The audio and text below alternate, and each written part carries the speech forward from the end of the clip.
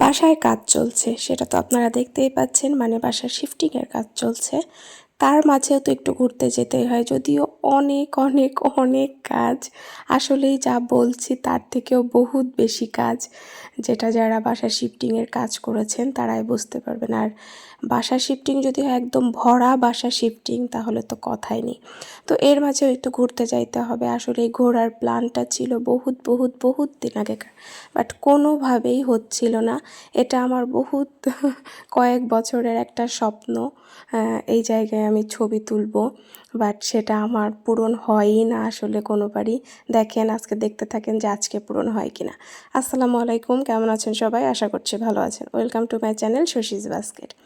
তো এই যে আমি রেডি হয়ে নিচ্ছিলাম, মানে ঘুরতে যাব, যেটা তো আমি বললাম। এই যে পুরোপুরি আমি রেডি হয়ে গেছি, রেডি হয়ে ওয়েট করলাম, রেডি হয়ে আমি ঘুরতে যাব আমার ফ্রেন্ডের সাথে।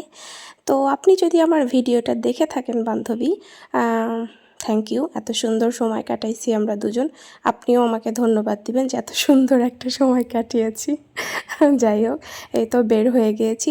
আসলে যতটুকুন করা সম্ভব, হ্যাঁ, আমার পক্ষে যতটুকুন করা সম্ভব সেটা তো আমি সবসময় বলি। আর বাইরে ঘুরতে গেলে না, আমি সবসময়, হ্যাঁ অবশ্যই ক্যামেরা অন আগেও করতাম, এখনও হয়তো আমি এটাকে কাজ হিসেবে নেওয়ার চেষ্টা করছি, যে এটা আমি আমার প্রফেশন হিসেবে নেব। বাট আমার কিন্তু ফটোগ্রাফিটা ফেভারিট, আমার পছন্দ। আমি নেচারের ছবি, নিজের ছবি আমার পছন্দ। আমার ফ্রেন্ডরা তো সবসময় বলতো, এই তুই ক্যামেরা অন করলে একবারে 200-300 ছবি তুলিস, মানে এরকম একটা। অনেক ছবি তুলতে পছন্দ করি, সেটা আমার মা বাবাও বলে। তো যাই, বাট তারপরেও না, ক্যামেরার চোখে প্রকৃতি একরকম দেখতে লাগে এবং নিজের খালি চোখে দেখতে আর একরকম লাগে, এবং সেটার তুলনা কোনো কিছুর সাথে হবে না। এবং সেটা যেভাবে অনুভব করা যায়, সেটা না একটা অন্যরকম মনের একটা শান্তি লাগে। তো সেভাবে হবে না। তো এখন কাজ হিসেবে নিলেও না, ক্যামেরা আমি যতটুকুন করছি ঠিক আছে, আপনাদের দেখানোর জন্য এখন আমার ভিডিও করতে হয়। এটা হচ্ছে সবথেকে বড় কথা, যে আমি একা ঘুরবো না, আমি যেটা করছি সেটা আপনাদের সাথেও আমি শেয়ার করার চেষ্টা করি। তো সেখানে খালি চোখেও একটু আমি দেখছি, আর যতটুকুন অল্প একটু পেরেছি আমি ভিডিও করেছি। বাসায় তো অনেক কিছু দেখানো সম্ভব না, আর বাইরে ঘুরতে গেলে আমি সব কিছু দেখাতে চাই না, এটা হচ্ছে কথা। কারণ কি, সবসময় যদি ক্যামেরা দিয়েই আমি এত সুন্দর দৃশ্য দেখি, তাহলে আমি খালি চোখে ফিল করব কী করে? এটা হচ্ছে আমার মতামত। আপনারা আমার সাথে, মানে মতামতের সাথে একমত কারা একটু জানাবেন। তো এই যে দেখেন, আপনারা কি দেখতে পাচ্ছেন আমি কোথায় এসেছি? কি বুঝতে পারছেন একটু একটু? যে স্বপ্ন নিয়ে এসেছিলাম সেই স্বপ্ন আমার একদম, কি বলবো। আর আমার অন্য ফ্রেন্ডরা গিয়েছে, ওরা যাওয়ার পরে আমি জায়গাটা বলেছি কোথায় গিয়েছিস, কারণ এখানে হচ্ছে এই যে দেখেন সরিষা ফুল, 100 একর জমি নিয়ে হচ্ছে আপনার এই সরিষাটা হয়েছে।